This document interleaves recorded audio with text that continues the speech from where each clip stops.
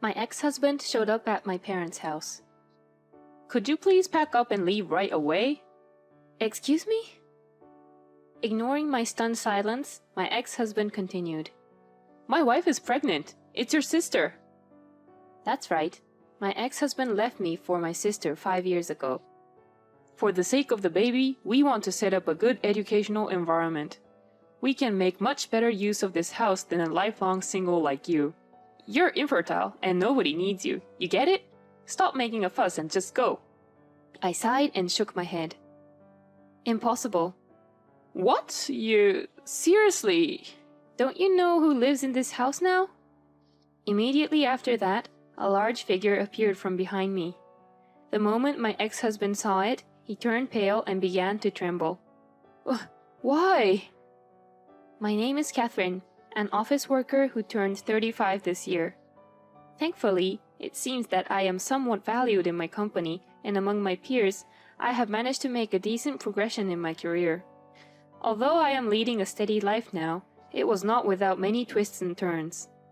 Undoubtedly, one of the most significant events in recent years would be my divorce. The cause was his infidelity.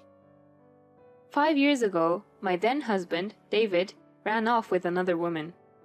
Surprisingly, the woman he ran off with was my own younger sister. Looking back, my sister has always been the type to covet what I had, so I suppose she's consistent in that way. However, it doesn't change the fact that what they did was beyond any reasonable behavior. At that time, David and I were co-workers who had started our jobs at the same time. David was gentle and very observant. I, who was young at the time, was attracted to these aspects of David. David also took a liking to me, and our relationship developed into a romantic one. After dating for a while, I introduced David to my family. As we were dating with marriage in mind, we both decided that it was proper to do so. At that time, my younger sister just happened to be visiting home. Upon seeing David's face, Samantha, my sister, immediately exclaimed, "What?" This was because Samantha and David had attended the same university and had known each other already. After that, it became more common for Samantha, David, and me to go shopping together. It was a delightful time. Even after David and I got married, the interaction with Samantha continued. However, as we hung out in the group more often, I began to feel increasingly uneasy. David and Samantha would get excited about topics only they knew about, and they started going out together secretly. "Did you go out with Samantha yesterday? I would have loved to join you guys." Yeah, next time. Alright. I had a strange feeling about this. Then, one day, a co-worker from the company where David and I worked invited us for a meal. Delighted, I accepted the invitation, not knowing that I would soon learn a shocking truth. Apparently, David had been seen entering a hotel, arm in arm with a woman who was not me. When I asked for the woman's description, I found out that it was Samantha. Although I didn't want to believe it, they even showed me a photo, leaving me with no choice but to accept the truth. I got the photo data from my co-worker and decided to confront David about it on the same day. What is the meaning of this? You see... David kept mumbling, his attitude non-committal. "So you've been betraying me all along, huh? You two were laughing behind my back, right? Did you enjoy it?" No matter what I asked, David said nothing. He just kept his head down in silence. David disappeared the next day. When I woke up in the morning, David was nowhere to be found. I couldn't believe it and called Samantha, but she didn't answer. It was 3 days later that I found out Samantha and David were together. A filled-out divorce paper was sent to the house where I lived with David, and about the same time, I received an email from Samantha. The email from Samantha simply read, "I will be happy with David." Naturally, I couldn't accept it. But even if I wanted to protest, I didn't know where they had gone, and I couldn't get in touch with them. Furthermore, it seemed that David had sent his resignation letter to our workplace by mail, so I also lost that connection. Having no other choice, I decided to agree to the divorce. For a while after that, I couldn't recover. I couldn't cope with the fact that my own sister and my husband had eloped. But I couldn't stay depressed forever. I decided to channel my frustration and resentment into my work. When I was engrossed in my work, I could forget about David and Samantha.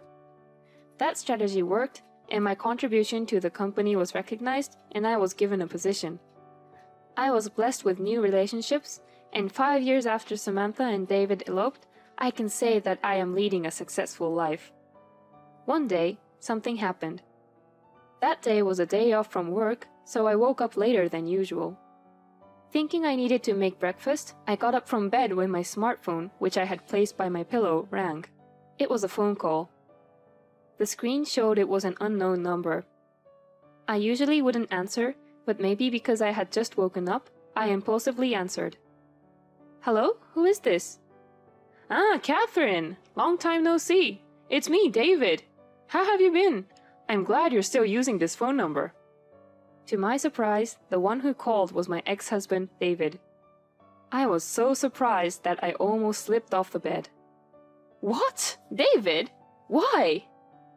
Why? That's cold. We're ex-spouses. We should keep in touch. David said that, laughing as if nothing was wrong. His attitude as if nothing happened reminded me of the anger I thought I had forgotten. What do you mean, ex-spouses? Don't mess around. You have a lot of nerve to contact me so brazenly. What do you want? Well, calm down. You haven't changed at all. His nonchalant tone irritated me even more. David, perhaps noticing this, finally got to the point. So, yeah, you're living in your parents' house now, right? Could you pack up and leave as soon as possible? Your sister and I have decided to live there. I had no idea what he was talking about. What kind of thinking would lead to that? Actually, we got married and recently had a child. We want to provide a good educational environment for our child. Of course you won't refuse, right? I mean, I'm actually being considerate here. If you keep staying in your parents' house, you won't be able to remarry. I started to get a headache. I wish he wouldn't say such foolish things. Indeed, as David says, I have returned to my parents' house. I don't know where he got that information, but it's correct. No, of course I refuse. Why do I have to vacate my parents' house for the likes of you? When I said that, David seemed offended and replied in a bit of a harsh tone. Oh, I'm so sorry. I mean, there's no way you, a 35-year-old with infertility, could remarry in the first place. When I was married to David, I never got pregnant. He must be referring to that when he mentioned infertility, but it's a nasty way to put it. Is that all you want to say? I absolutely won't give up this house. Then I hung up the phone unilaterally. I didn't want to talk to David any more than that. But he's too self-centered. After eloping due to an affair, now he wants to take the house too. I hope he gives up with this, but who knows what will happen. A few days passed after that. That day, I was busy from morning and finally managed to take a lunch break just past 2 p.m. I finished lunch at my favorite diner near the office, and when I entered the building entrance to return to the office, I spotted a familiar figure. You've got to be kidding me! Why are you here? David was there. He gained so much weight compared to 5 years ago, but without a doubt, the figure standing there was David. I tried to hide instantly. But before I could, he found me. David exclaimed, "Ah!" and rushed towards me in a flutter. Ah, there you are. I've been waiting forever. About the thing we were talking about the other day, when can you move out? I'd like you to leave by next month if possible. Like I said, I refused that request. And it's unacceptable that you came all the way to my workplace. Just leave. David continued to talk, looking irritated, though his expression was a smile. There you go again. No matter how you think about it, it's obvious that it would be better for our family and the baby on the way to live with your parents than for you, a single woman. Isn't that right? This is pointless. I felt a sort of fear from David, who kept insisting no matter how many times I refused. You're so annoyingly persistent. No matter how much you ask, it's impossible. You chose to have an affair, you chose to elope, so you can live somewhere else on your own from now on. When I said that, David furrowed his brow in irritation and raised his voice. Listen, the only reason I had an affair in the first place was because you were infertile. If you could have had children, I wouldn't have had an affair. It's all your fault. So take responsibility and at least provide a place to live. I was so stunned that I was speechless. To say that my infertility was the reason he had an affair was a gross shifting of blame. Are you seriously saying that? I have work, so I'm leaving now. David seemed like he still had something to say, but it seemed he finally noticed the surrounding gazes, and he said, "Just remember this," before leaving the entrance. I thought that David had finally given up, but I was naive to think so. A week had passed after David came to my workplace. When I finished work and was relaxing at home watching TV, the doorbell suddenly rang. I didn't have any visitors scheduled. Regardless, I decided to look into the intercom monitor. David and my sister were standing there. I wanted them to stop already. I quickly headed to the entrance and forcefully opened the door. "Ah, Catherine, have you packed? I didn't get any contact, so I came directly." "Wow, it's been so long, sis! You heard from David, right? I'm pregnant. I'll let you spoil the baby once it's born." I conspicuously sighed at their audacity. "What's wrong? Are you tired?" "Well, it doesn't matter. Anyway, listen. Having a baby is great, but we don't have money. So, we'll live here, okay?" My sister looked up at me pleadingly as she said this. And then David spoke. "That's right. I realized recently this house isn't yours, right? Are your parents home? I'd like to talk to them. It's their first grandchild, so they're definitely going to accept us." I couldn't help but laugh at his words. I couldn't believe they didn't know. "Why are you laughing? You're so rude. Hurry up and bring out Mom and Dad." "Huh? Don't you really know? They are not here anymore." They are not. Neither of my parents live here anymore. After I divorced David and returned to my parents' house, they gifted this house to me while they were still alive. And now, my parents are living a retired life in the countryside on my mother's side. So, the owner of this house is me. Upon hearing this, both Samantha and David opened their eyes wide. "Got it? This house is my house, so I have all the decision-making rights." Even though I clearly said that, David still persisted. If that's the case, Catherine can live here and we'll live together, right? Let's get along just like before, the three of us. Yes, that's a good idea." "Ah, that's a good idea. It must be lonely for you to live in such a large house all by yourself, right? If we live together, everyone will be happy." Just as I was about to refute the outrageous proposal of these two, a voice came. "What's happening?" "Oh, it's you. I'm sorry for the noise. This is my ex-husband and my sister, whom I told you about the other day."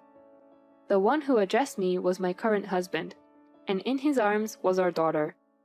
My husband muttered, "I see," and greeted David and Samantha, who were in the midst of chaos. "Good evening. I'm Catherine's husband, and this is our daughter. Isn't she adorable?" Both David and Samantha were opening and closing their mouths in surprise. They must have been shocked. The truth is, I'm remarried. About a year after my divorce from David, I met my current husband through a friend. Things went smoothly with him, and we got married less than 6 months after we started dating. Soon after, I became pregnant with my daughter, and now I'm working and handling my duties as a housewife. Thanks to my husband's help with housework and childcare, I've been able to continue working without neglecting my job and have been promoted steadily. I think you understand now, but there's no room for you two here. My husband, our daughter, and me. We're a family of 3 living happily together. What? Catherine, weren't you infertile? This can't be. No way. David sat down on the spot, holding his head in his hands. What's this? It's not fair that my older sister gets to marry such a handsome man. It's so unfair. As she said this, Samantha began to stomp her feet in frustration. My husband looked down at her with a cold gaze and said, "Given these circumstances, please leave. If you attempt to approach our family again, we will call the police. Understood?" Perhaps scared by my husband's forcefulness and the mention of police, David and Samantha ran away with their faces turned pale. From that day on, neither David nor Samantha appeared before me again. It seemed that the two, desperate for money, tried to reach out to David's parents, but they had been disowned due to the scandal 5 years prior, so they were quickly turned away. It was to be expected. This is a story I heard from a mutual friend from David and me, but apparently David is once again involved in an affair and is now in the midst of a divorce crisis. And the reason was quite surprising. In reality, Samantha was not pregnant. It seems she had lied in order to find a way back home. And David, it appears, did not know that Samantha was not actually pregnant, so he too had been deceived. Naturally, such a lie was soon discovered. David had run away with Samantha because he wanted a child, but if Samantha was not pregnant, she became unnecessary to him. David keeps having affairs because he wants a child. However, it's unlikely that David would ever have a child. He's probably infertile.